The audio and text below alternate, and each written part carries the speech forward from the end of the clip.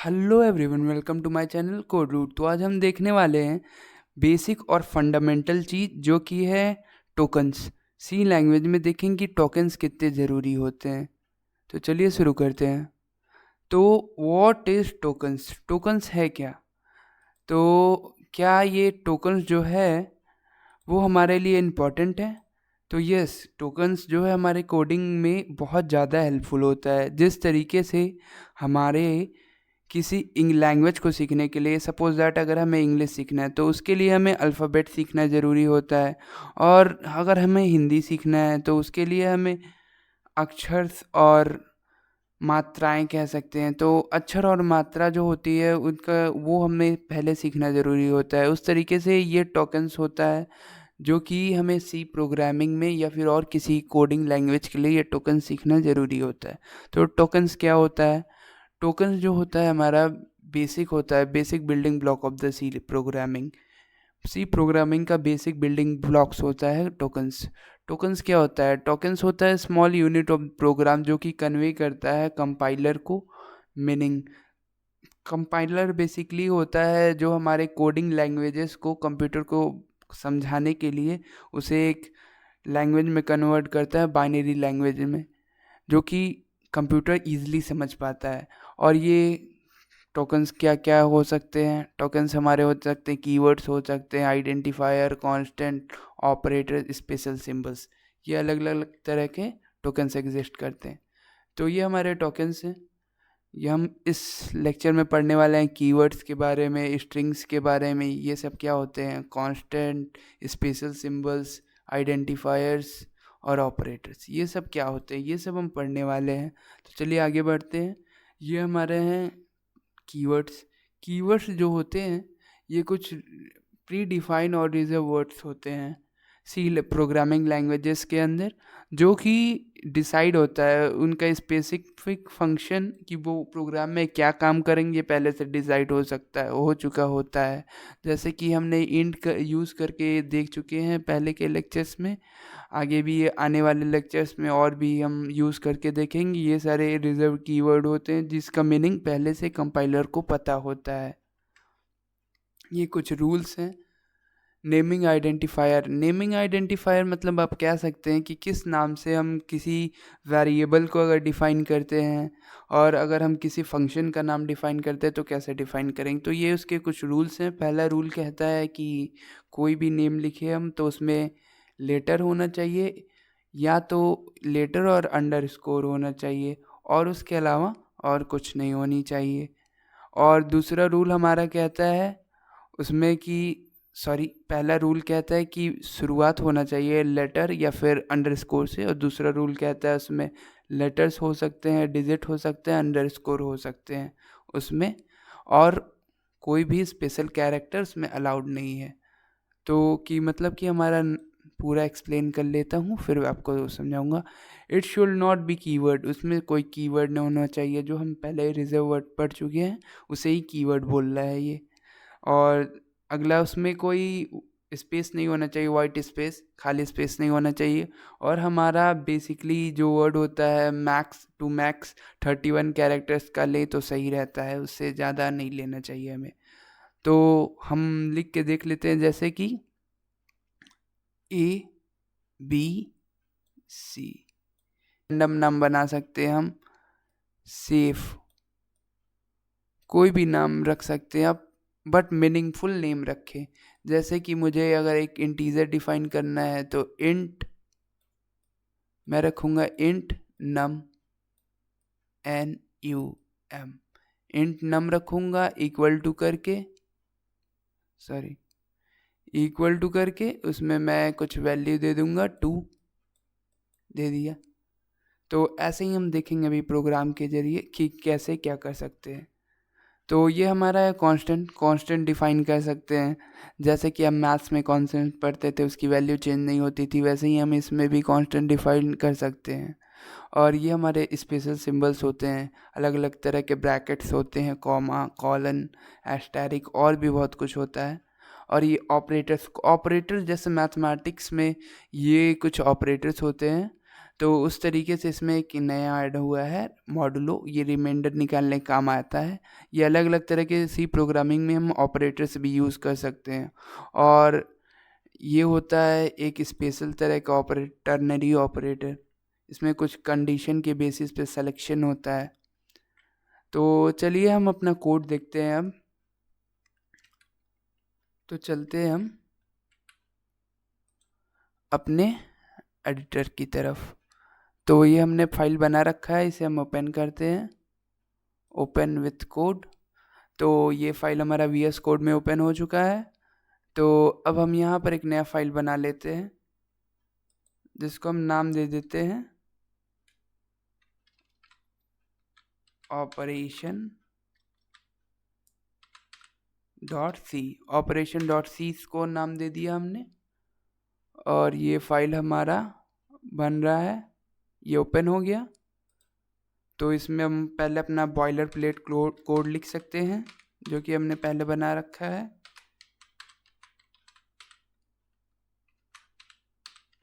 ये हमने अपना हेडर फाइल इंक्लूड किया। उसके बाद हम लिखेंगे इंट मेन लिखा हमने। और फिर यहाँ पर हम यहाँ पर एक नंबर डिफाइन करते हैं, इंट एक कीवर्ड है जिसका यूज़ किया है हमने। Int num is equal to 6, let say 6 कह देते हैं हम। और यहाँ पर हम रिटर्न कर देते हैं रिटर्न 0 सेमीकोलन। यहाँ पर हम 6 प्रिंट भी करवा लेते हैं, printf 6%d 6 सेमीकोलन। ये हमारा होता है फॉर्मेट स्पेसिफायर। इसके बारे में मैं आपको आगे आने वाले वीडियोस में बताऊंगा। फॉर्मेट स्पेसिफायर क्या करता है, कोई भी नंबर्स या फिर नंबर वैल्यू रहता है तो उसके जगह पे आप रिप्लेस करके यूज़ कर सकते हैं। और भी अलग अलग तरह के फॉर्मेट स्पेसिफायर होते हैं, बट मैं आगे के लेक्चर्स में इसे एक्सप्लेन ज़रूर करूँगा। तो चलिए हम इसे रन करके देखते हैं। सेव कर दिया मैंने, रन किया और ये रन हो रहा है। exe यहाँ फॉर्म हो गई है और ये हमें 6 प्रिंट होके दिख गया है। यहाँ पर हम एडिशन भी कर सकते हैं। एक नम ले लिया हमने इंट, अब दूसरा नंबर ले लेते हैं num2। इसमें हम कुछ वैल्यू डाल देते हैं 16। उसके बाद यहाँ पर हम कर लेते हैं एक तीसरा वेरिएबल रख लेते हैं इंट सम कर लेते हैं num plus num2 semicolon num plus 2। यहाँ पर हम सम को दे देते हैं printf के अंदर। अब इसे हम प्रिंट करवाएंगे तो मैं एक्सपेक्ट कर रहा हूँ कि यहाँ पर प्रिंट होना चाहिए 16 + 6 22। तो देखते हैं क्या प्रिंट होता है। तो देखिए, देख सकते हैं आप यहाँ पर हमारा 22 प्रिंट हो चुका है। तो देखते हैं हमने क्या पढ़ा है। और यहाँ पर मैं यूज़ करके दिखाता हूँ आपको डबल कीवर्ड का। तो हम डबल का यूज़ करते हैं यहाँ पे।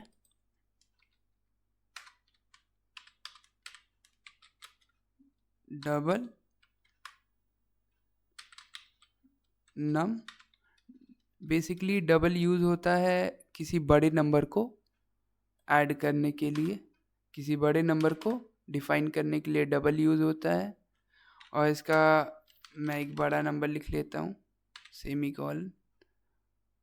और उसके बाद फिर मैं कमेंट करता हूँ कंट्रोल प्लस मैंने फॉरवर्ड स्लैश दबा के कमेंट किया है। तो यहाँ पर मैं नम को प्रिंट करता हूँ, नम प्रिंट कर लेते हैं। देखते हैं, रन करना चाहिए। और ये रन नहीं करा, ऐसा क्यों हुआ? क्योंकि यहाँ पर हमने ये सिंटेक्स नहीं है, हमें डबल को लिखने के लिए LF लिखना पड़ता है। और फिर हम करेंगे अब। तो अब हमारा एग्जैक्ट जो हमें चाहिए था वो वैल्यू प्रिंट हो गया है। तो देख सकते हैं आप, ये डबल का भी हो चुका है। तो अब हम क्या करते हैं, एक लिखते हैं, एडिशन के लिए हो गया, हमने लिख लिया। तो अब हम लिखते हैं, दो नंबर्स हम ले लेते हैं, उसके बाद उसका कैलकुलेटर बनाते हैं। इंट num1 हो गया। num1 लेटर से मैं इसे a कर देता हूँ, a कर दिया हमने, और यहाँ b कर दिया। तो b में मैं डाल देता हूँ, a में मैं डाल देता हूँ 9, और a में मैं डाल देता हूँ 18, और b में मैं डाल देता हूँ 3। तो चलिए अब हम इसे प्रिंट करा के देखते हैं अलग अलग फॉर्मेट में। पहले मैं यहाँ d कर लेता हूँ। d इंटीजर के लिए यूज़ होता है, lf डबल के लिए यूज़ होता है। तो चलिए अब मैं इसे कॉपी कर लेता हूँ, और हम यहाँ कर लेंगे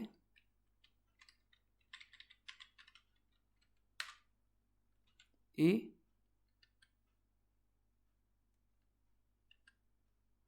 और यहाँ हम प्रिंट कर लेंगे a प्लस b। नीचे वाले में प्रिंट कर लेंगे a माइनस b प्रिंट करेंगे यहाँ हम, और उसके बाद में प्रिंट करेंगे a स्टार b।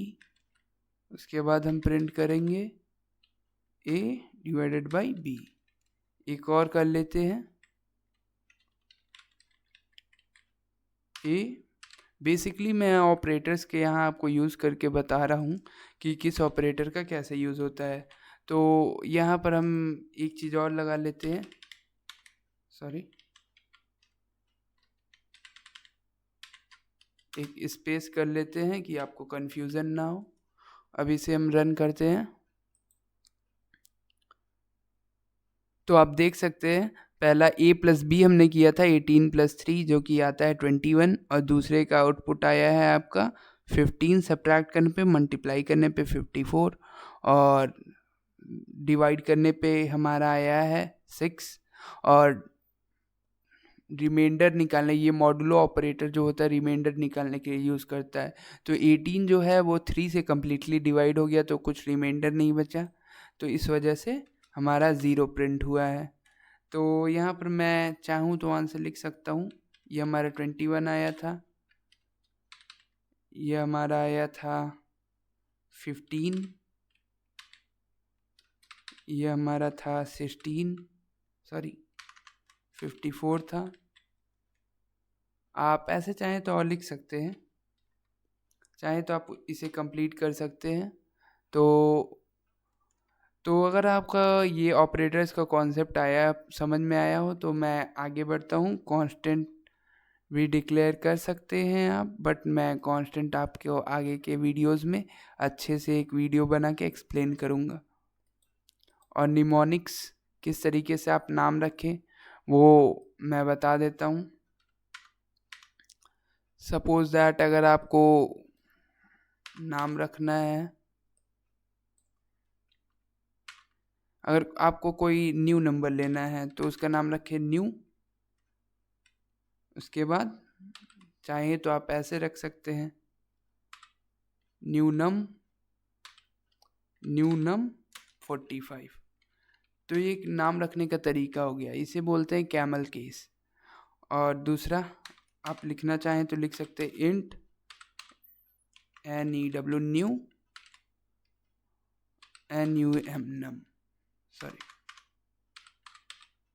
न्यू नम, ऐसे 56 दे देते हैं। तो ये हो गया आपका, ये सी लैंग्वेज केस सेंसिटिव होता है इस वजह से कि इस वजह से आप अलग अलग सेम नेम से अलग अलग बना सकते हैं। जैसे यहाँ पर मैंने न्यू नम ऐसे बनाया है, यहाँ पर न्यू नम ऐसे बनाया है। चाहूँ तो एक तरीका और मैं बना सकता हूँ, पूरा कैपिटल बना सकता हूँ, और भी अलग अलग तरीके से आप बना सकते हैं, और ये सारा इजीली प्रिंट हो जाएगा। आपको इसे प्रिंट करने में कोई दिक्कत नहीं आएगी। मैं आपको एक बार प्रिंट करके दिखा भी देता हूँ।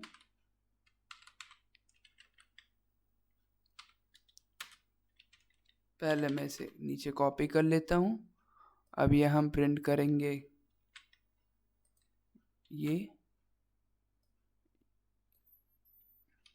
यहाँ प्रिंट करेंगे ये न्यूनम, यहाँ पूरा कैपिटल है वो प्रिंट करेंगे।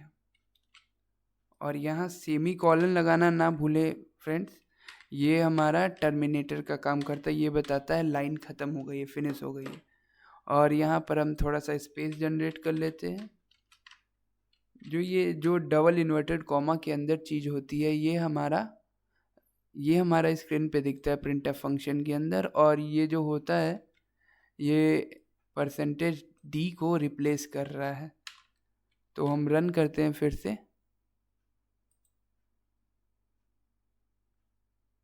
तो देख सकते हैं तीनों नंबर सक्सेसफुली प्रिंट हो चुका है। तो गाइज़, अगर आपको ये वीडियो अच्छा लगा हो और इन्फॉर्मेटिव लगा हो और इससे कुछ समझ में आया हो तो प्लीज़ वीडियो को लाइक, शेयर, कमेंट और सब्सक्राइब ज़रूर करें। Thanks for watching.